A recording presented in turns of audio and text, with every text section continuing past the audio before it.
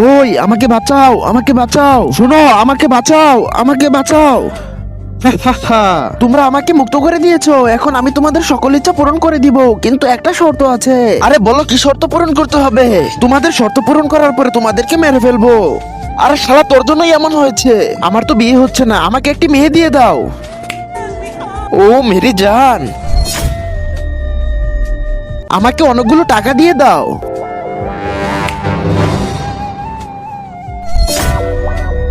দানব, আমার ইচ্ছা তুমি এই পুকুরে 2 ঘন্টা ডুবে থাকবে। বন্ধুরা, আল্লাহর ঘর মসজিদকে ভালোবাসলে ভিডিওটিকে লাইক করে চ্যানেলটিকে সাবস্ক্রাইব করে দিবে, আর যদি শয়তান হয়ে থাকো তাহলে লাইক সাবস্ক্রাইব করবে না।